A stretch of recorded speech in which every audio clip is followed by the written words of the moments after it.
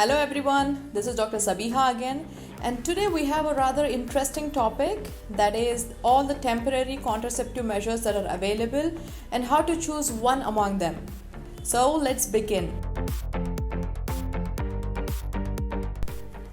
Contraception is a way of preventing pregnancy, and there are multiple contraceptive options available out there. And if you're looking for something for a temporary contraception, then it can be basically classified into two categories. One is barrier contraceptives and the second one is hormonal contraceptives. As we explore each and every topic, I'll be outlining the efficacy and the cost and how to choose them for yourself as we go on with the video.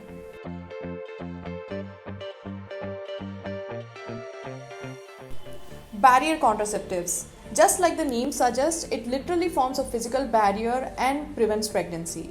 The most commonly used barrier contraceptive in Indian setup is a male condom with an efficacy of about 98% if used perfectly. It is also available in pharmacies and government setups. It costs around $10 in the pharmacies, and in the government setup they are also given for free.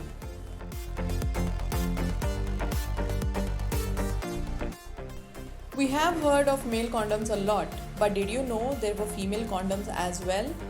It is also called as the internal condom, and it has an efficacy of 95% if used perfectly. It has two rings and the inner ring is closed and acts like a barrier contraceptive. It costs around 100 rupees or so in Indian markets, but it is not that easily available when compared to the male condoms.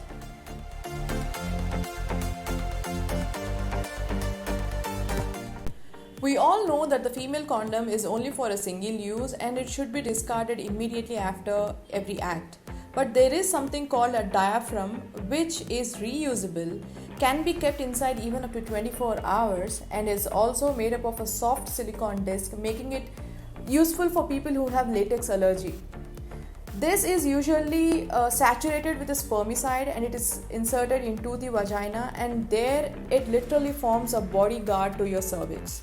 And like I said, it can be kept inside for 24 hours, but you have to keep it topping up with spermicide every 2 to 6 hours. But the thing is, it is not that easily available in the Indian market, and it may cost around 2,000 to 3,000 bucks.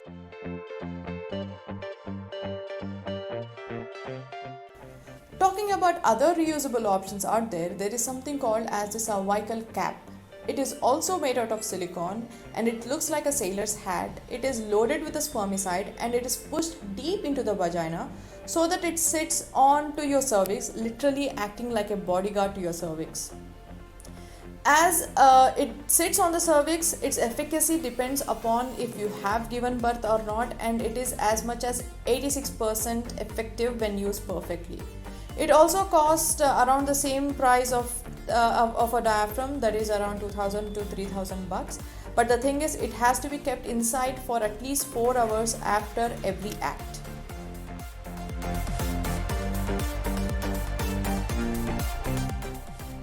There is another barrier contraceptive called as the birth control sponge. It is made out of polyurethane foam and it is also loaded with a spermicide and inserted deep inside the vagina.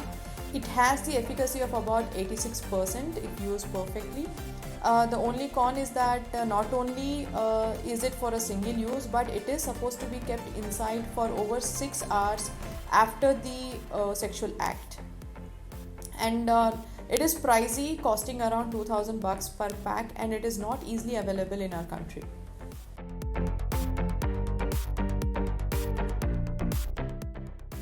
Hormones are very effective in preventing pregnancy, and if used correctly, they can give an efficacy of about 95 to 99% also. But as they are hormones, they have their own set of side effects, and because of that, you have to consult with your doctor before starting to use them. And if you are looking for something for a short term and something where you can stick to a schedule, then you can go ahead with hormonal pills. The hormonal pills are again of two types. One is combined oral contraceptive pill, which has both estrogen and progestin in it, and there is also something called as mini pill, which has only progestin, exclusively used in cases of breastfeeding and in cases where combined oral contraceptive pills are not suitable. We will discuss about it in detail in another video. But let me tell you the other hormonal contraceptives that are available out there. Hormonal pills are easily available in the pharmacy. They cost as low as $30 and even given for free in government hospitals. But the thing is, for a few people, these might not be suitable because they need to be taken on a daily basis. In such cases, there is something called as hormonal patch, which is changed every weekly, and it can be simply stuck upon your arm, on your back, on your abdomen, and this also releases hormones. That way, it gives contraception. Although hormonal patches are priced as low as 300 rupees, they are still not easily available in our country. There is another thing called as the hormone releasing vaginal ring, which is inserted inside the vagina, and it also acts by releasing the hormones, thus causing contraception. This is priced around 790 rupees, and it also has the efficacy of about 95 to 99% if used properly. If none of this is suitable for you and you require a little bit longer contraception, then you can go ahead with progestin injections, which are given as a single dose every 3 months. Yes, of course, it has the side effects of the progesterone hormone, but it gives a cover for 3 months or so, depending upon the dosage that is used.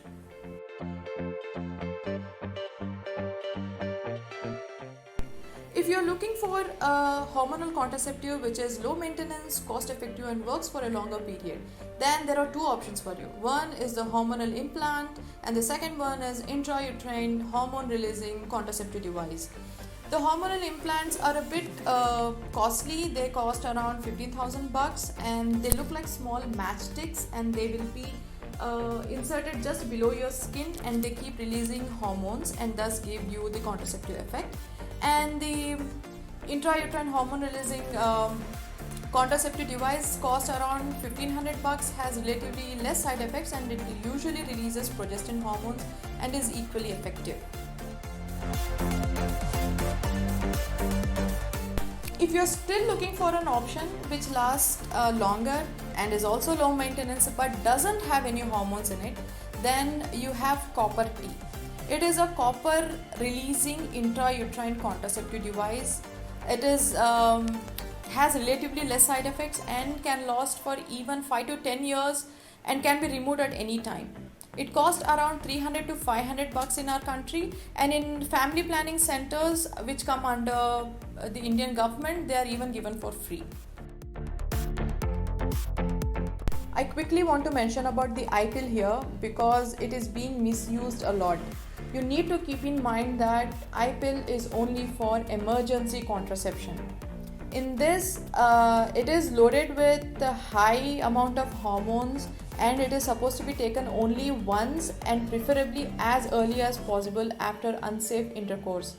It is not to be repeated again and again throughout the cycle, and preferably taken within 72 hours after the act. And as the time progresses from the act to the 72 hours, the efficacy of the drug will also keep decreasing. So please keep this in mind. This is only for emergency contraception. So how to choose a proper contraceptive measure? First of all, are you comfortable using the barrier contraceptive or not? If you are not willing to use the barrier contraceptive, then you can go ahead with hormonal contraceptive.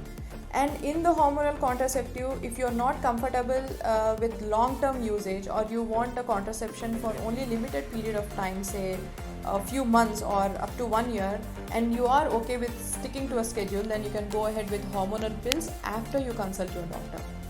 And if you are not comfortable using the pills and you want something low cost and low maintenance, then go ahead with hormonal implants or intrauterine contraceptive devices, be it hormonal or copper containing.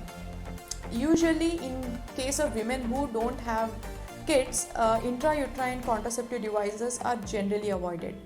And if you're not comfortable using injections or hormones at all, and you're not comfortable using the male condom, then there are multiple options in the female condom, or you can use a diaphragm or the cervical cap or the today's sponge, depending upon the availability. So this was a detailed outline of all the temporary contraceptive measures available out there and how to choose them. And if you're still confused, don't hesitate to ask help from your doctor and choose one which suits your needs. Until next time, this is Dr. Sabiha.